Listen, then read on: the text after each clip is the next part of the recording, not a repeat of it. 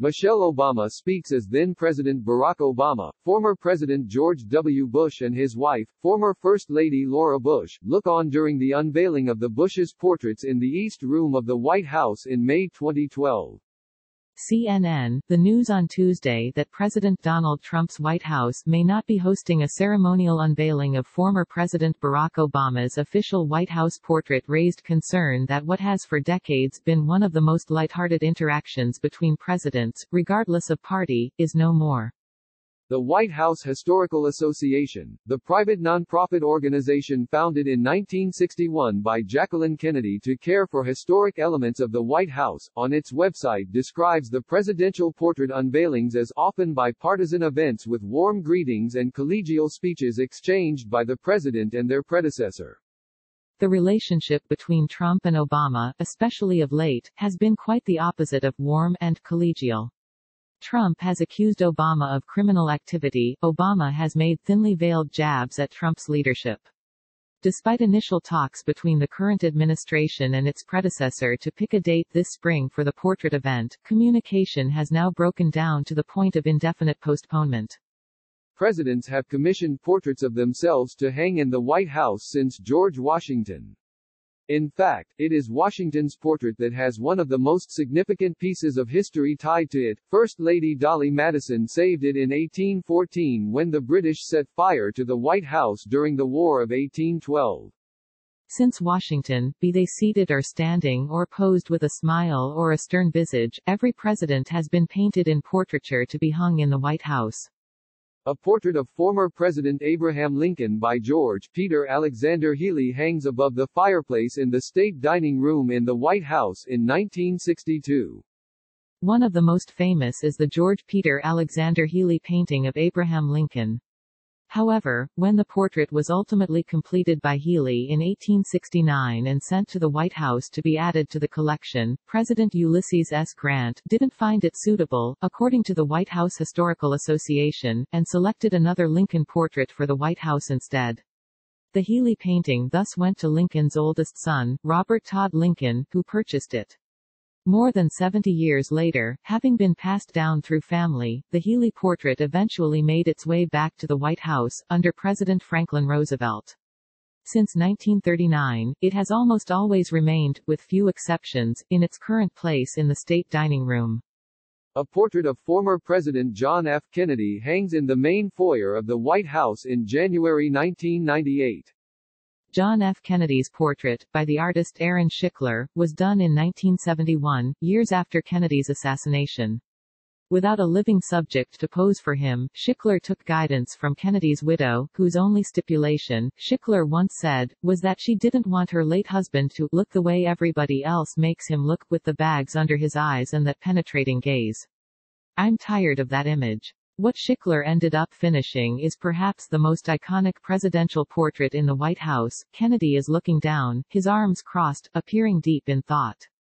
Schickler has said he wanted to show Kennedy as a thinker because a thinking president is a rare thing.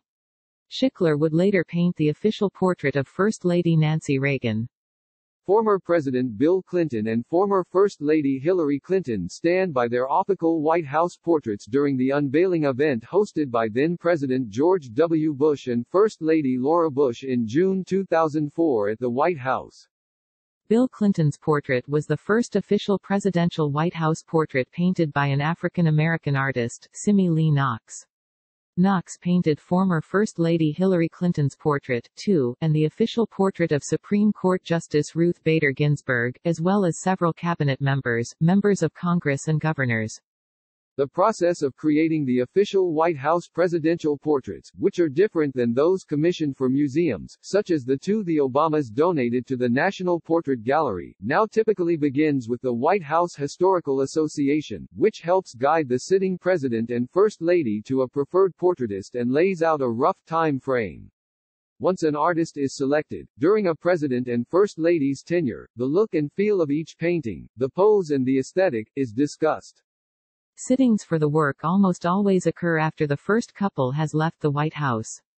Thus, unveiling events happen under the leadership of the following President and First Lady, providing not only an opportunity for the foursome, past and current leaders, to be in the same room, but for the previous first couple to return to their old home, a visit that would have little reason to occur without the portraits. President Jimmy Carter makes remarks at the unveiling of the portraits of former President Gerald R. Ford and former First Lady Betty Ford in the East Room of the White House in August 1980.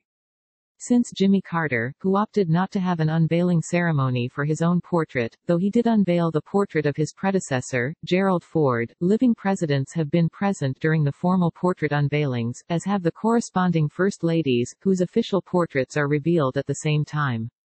Often, acrimony from a difficult campaign or opposing political views are set aside as the two couples take the riser in the East Room for respectful remarks. Or, as the case was for Ronald Reagan and George H. W. Bush, the memories of camaraderie.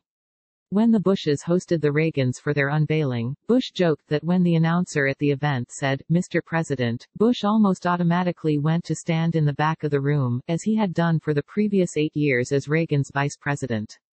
For his part, Reagan, at the 1989 event, expressed his gratitude upon returning to the White House.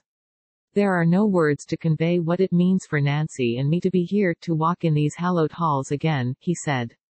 The same sentiments were expressed years later by George W. Bush, whose return with wife Laura Bush was curated with great care by Michelle Obama, who, according to author Kate Anderson Brower's new book, Team of Five, told her aides the event and the accompanying meal needs to be perfect.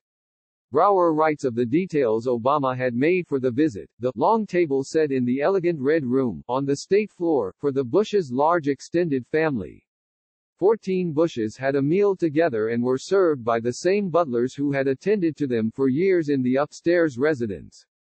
During the ceremonial unveiling, Barack Obama recounted in his speech that Bush was the first person he called when he learned in 2011 that American forces had killed Osama bin Laden. "Protecting our country is neither the work of one person nor the task of one period of time. It's an ongoing obligation that we all share," Obama said. Former President George W. Bush stands next to then-President Barack Obama while former First Lady Laura Bush stands next to then-First Lady Michelle Obama during the unveiling of their official White House portraits in the East Room of the White House in May 2012. The event was also a glimmer of the fun friendship that was burgeoning and would later solidify between Bush and Michelle Obama.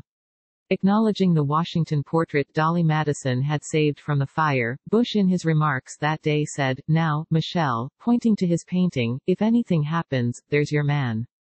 Brower recounts the congeniality of that day, writing in her book, Laura Bush was in on the light-hearted event and said, "Nothing makes a house a home like having portraits of its former occupants staring down at you from the walls." Years before, when Laura Bush gave Michelle Obama her first tour of the White House, Brower writes, she was eager to assure Michelle that a life could be made there for her daughters. During that first meeting, Laura took her hands and said, "Please call me Laura." Bush 43, Michelle recalled, had a magnanimous Texas spirit that seemed to override any political hard feelings. Political hard feelings are likely what could kill the presidential portrait tradition, which regardless of the frosty emotions Trump has for his predecessor, would likely have been cancelled during this time period anyway because of the coronavirus pandemic. The question now remains whether the spirit of good faith between presidents, be they once friend or foe, can overcome the current political landscape and put a date on the calendar. As Brower writes, Trump doesn't mind not being a part of the elite, tight-knit club of the remaining former American leaders. He told her during their interview last spring, "I'm a different kind of president.